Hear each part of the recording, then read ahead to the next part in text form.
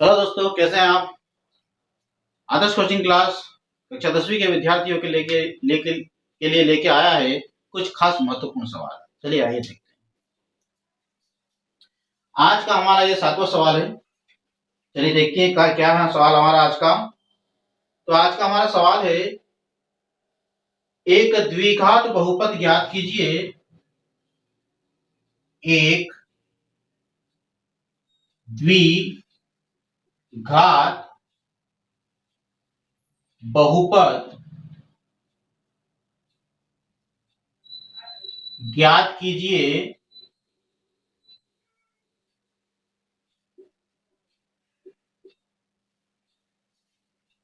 जिसके शून्यंकों के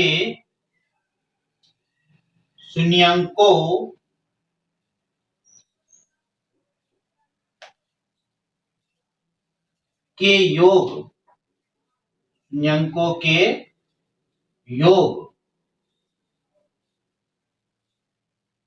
तथा गुणनफल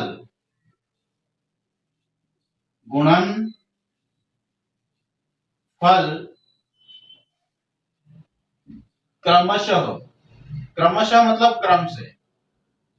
क्रमशः एक और एक हैं। चलिए शुरू करते हैं।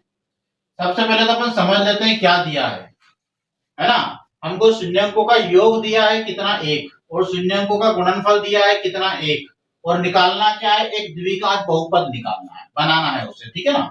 चलिए सबसे पहले तो हम लिख देते हैं, दिया गया है, क्या दिया गया है हमको, दिया गया है, क्या दिया है, शून्यंकों का योग, लिख देते हैं, शून्यंकों का योग कितना दे रखा है, शून्यंकों का योग एक।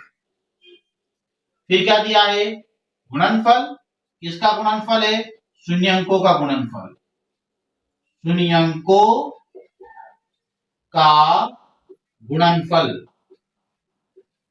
क्या है, शून्यंकों का गुणनफल, ये भी एक दिया गया, ठीक है। तो एक फार्मूला होता है दोस्तों, एक्स स्क्वायर माइनस, अच्छा थोड़ा सा और समझना, ठीक है। यहाँ पे क्या करते हैं अपन, शून्यंकों का योग है ना, तो योग क्या होता है, अल्फा प्लस बीटा होता है ना। तो इसके बराबर अपन एक कर लेते हैं, और ये क्या होता है, अल्फा इंटू बीटा होता है शून्यंकों का गुणनफल, तो यहाँ पर एक कर देते हैं, ठीक है। एक फार्मूला होता है एक्स स्क्वायर कोष्टक में अल्फा प्लस बीटा कोष्टक बंद x plus alpha into beta, okay. यहाँ हम क्या करेंगे, अल्फा प्लस बीटा की जगह अल्फा प्लस बीटा का मान रख देंगे, और अल्फा इंटू बीटा की जगह अल्फा इंटू बीटा का मान रख देंगे। चलिए तो एक्स स्क्वायर तो हमने सेम लिख दिया, माइनस अल्फा प्लस बीटा का मान कितना है हमारे पास, एक है, तो हमने एक लिख दिया, और ये बाहर x plus alpha into beta की जगह पे हमने एक लिख दिया। ये एक्स स्क्वायर तो हमने सेम लिख दिया, माइनस भी सेम लिख दिया, एक का हम एक्स में गुणा करेंगे, एक का एक्स में गुणा करेंगे तो एक से ही आता है, और प्लस वन। इस प्रकार से ये हमारा क्या बन गया, द्विघात बहुपद। हम चाहें तो ऐसे भी लिख सकते हैं, अतः द्विघात बहुपद, जो हमारा आंसर आया वो लिख देते हैं, x square minus x plus एक है। इस प्रकार से हम लिख सकते हैं। चलिए समझ में आ गया होगा आपको, है ना। चलिए अगला प्रश्न करते हैं।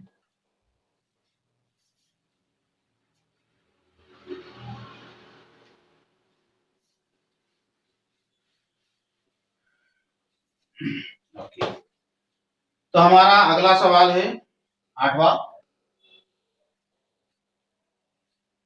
द्विघात बहुपद, द्विघात बहुपद किसको कहते हैं, जिसकी घात दो होती है उसको द्विघात बहुपद कहते हैं ना। द्विघात बहुपद 6x² माइनस 7x माइनस 3 के शून्यंक ज्ञात कीजिए। शून्यंक ज्ञात कीजिए।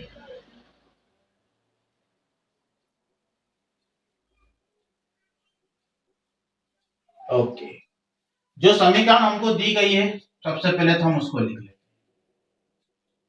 दिया गया है, क्या दिया गया है हमको?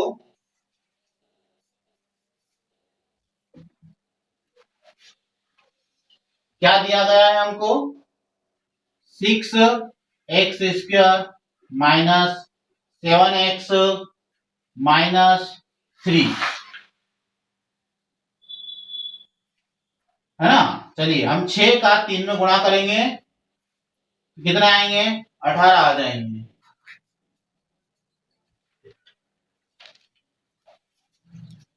है ना। 18 आ जाएंगे, ठीक है।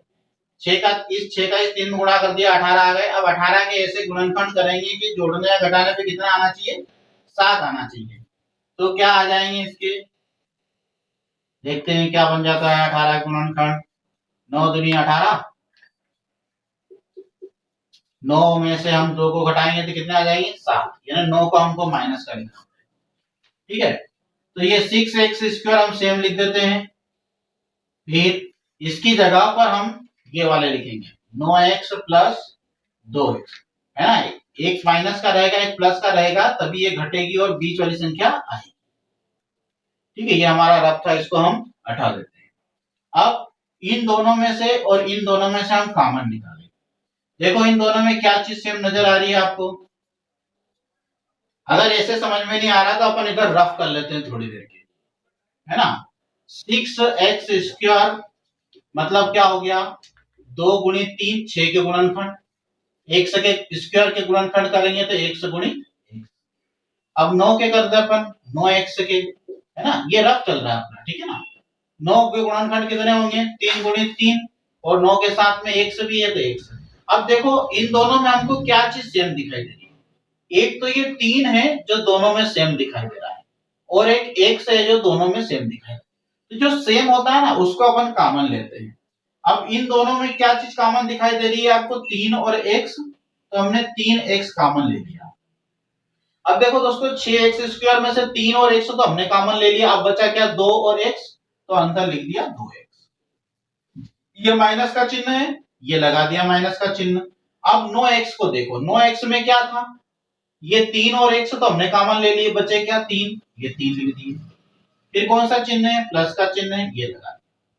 अब इन दोनों को ध्यान से देखो, 2x माइनस 3, इसमें कोई संख्या आपको दिख रही क्या सेम? नहीं है।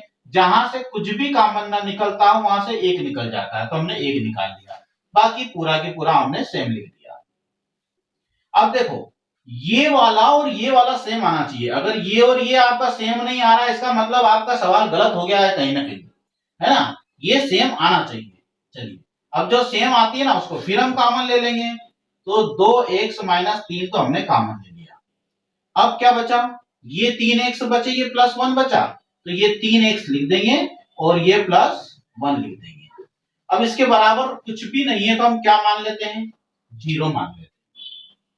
अब ये 0 किसके बराबर हो गया? इसके भी बराबर हो गया और इसके भी बराबर हो गया, तो हम इसको अलग अलग कर लेते हैं। 2x माइनस 3 के बराबर भी 0 मान लेते हैं, और 3x प्लस 1 के बराबर भी 0 मान लेते हैं। माने इसके भी बराबर हमने ये 0 मान लिया और इसके भी बराबर ये 0 मान लिया। अब देखो दोस्तों ये माइनस के 3 है दोस्तों, माइनस के 3 बराबर से उधर जाएंगे तो प्लस के 3 हो जाएंगे। इधर कौन बचेगा? 2x बचेंगे, तो 2x बराबर कितना हो गया? 3 हो गया। फिर ये 2 जो है इसके बटे में चले जाएंगे, तो x बराबर कितना हो जाएगा? 3/2। अब इधर हल करते हैं। ये प्लस का 1 है, प्लस का 1 बराबर से उधर जाएगा तो कितना हो जाएगा? माइनस का 1 हो जाएगा, ठीक है ना। और ये 3 इसके बटे में चले जाएंगे, तो x बराबर हो जाएगा -1/3। उसने क्या पूछे थे दोस्तों कि इस द्विघात बहुपद के शून्यंक बताना है, तो ये हमारे शून्यंक आ गए, हम लिख देते हैं। अतः 6x² माइनस 7x माइनस 3 के शून्यंक, है ना, के शून्यंक 3/2 व -1/3 है।